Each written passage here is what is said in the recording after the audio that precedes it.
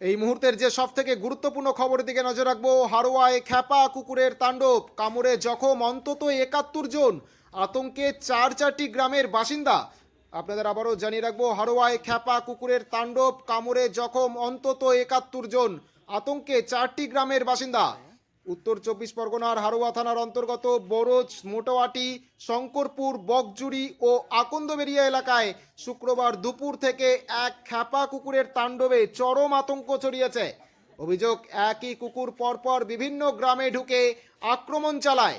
রক্তাক্ত অবস্থায় আক্রান্তদের উদ্ধার করে দ্রুত হারোয়া গ্রামীণ হাসপাতালে নিয়ে যাওয়া হয়। এখনো পর্যন্ত অন্তত ৭১ জন আহত হয়েছে বলে জানা গেছে। তাদের মধ্যে 4 জনের অবস্থা আশঙ্কাজনক হওয়ায় বারাসত ও কলকাতার বিভিন্ন হাসপাতালে রেফার করা হয়েছে। আপনাদের আবারও জানিয়ে রাখবো, হারোয়ার খ্যাপা কুকুরের তাণ্ডব, কামড়ে জখম অন্তত ৭১ জন, আতঙ্কে চারটি গ্রামের বাসিন্দা। ইতিমধ্যেই গোটা ঘটনাকে জানানো হয়েছে পুলিশ ও বন দপ্তরকে। ওই খ্যাপা কুকুরের সন্ধানে তল্লাশি চালাচ্ছে পুলিশ এবং বন দপ্তর। যৌথভাবে সহযোগিতা করছে গ্রামবাসীরাও। আপনাদের আবারও জানিয়ে রাখবো, হারোয়ায় খ্যাপা কুকুরের তাণ্ডব, কামড়ে জখম অন্তত ৭১ জন। ইতিমধ্যেই চিকিৎসাধীন রয়েছেন অনেকেই। গোটা এলাকা জুড়ে আতঙ্ক তৈরি হয়েছে, আতঙ্ক ছড়িয়েছে চারটি গ্রামে। ব্যুরো রিপোর্ট, একে টিভি বাংলা। আমাদের গ্রামাঞ্চলে আশপাশ যত গ্রাম আছে এই সমস্ত ৭১ জন কামড়ানো হয়েছে। কিসে কামড়েছে? কুকুরে। হ্যাঁ, ৭১ জন কুকুরে। কুকুরে? হ্যাঁ। কটা কুকুরে? একটাই।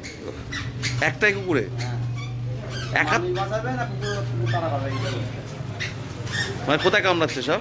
সব বাঁচায়, কাউকে হাতে আঙুল কেটে দিয়ে এসছে। সবাইকে কামড়াচ্ছে? সবাই। এই মানুষ বাঁচাবে না কুকুর বাঁচাবে? কুকুর মারবে। ৭১ জন সমাজ হয়ে গেছে। আমাদের আশপাশে বড় অঞ্চলে যত গ্রাম আছে সব গ্রামে কামড়ানো হয়ে গেছে। সব হালগুলো খারাপ, সব ট্রান্সফার করে যাচ্ছে। কতজনকে ট্রান্সফার করেছে পর্যন্ত? এখানে দেখছি 2 জন, তাহলে বাকি জন ট্রান্সফার করতেছে। থেকে ছোট বাগদুর থেকে আর পদ্মাসপাড়া থেকে ৮-১০ জনের ফ্যামিলি আছে। হ্যাঁ, আপনাদের পাড়ায়? হ্যাঁ, এনার কি অবস্থা এখন? ইনার ওই রেফার করেছে এখান থেকে। রেফার কোথায় কামড়েছে? কোথায়?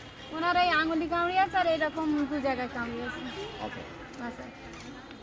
তাদের এলাকায় তো আতঙ্ক ছড়িয়েছে নাকি? হুম। কি নাম আপনার? আমার নাম সুজা বিবি। ছিল দাদা, না করে থাকতে থাকতে হুম। বাচ্চাটা রয়েছে হঠাৎ কামড়ে ধরলো।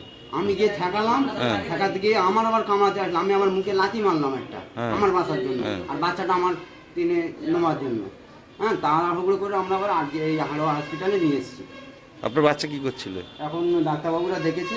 তো আপনার বাচ্চা কি করছিল দাঁড়িয়ে? দাঁড়িয়ে ওই ইফতারের সময় আর কি, যেরকম ওই সময়টা আর কি ফাঁকা টাইম, সেই সময় আর কি ইফতারের টাইমটা। এবারে এসে এসে দেখি যে বাচ্চাটা কামড়ে দিয়েছে। আমি তাড়াহুড়ো করে গিয়ে বাচ্চাটা ধরলাম, ধরে আর কুকুরটা ছাড়ালাম। ধরে আবার কুকুর আমার পাল্টে কামড়াতে আসছিল।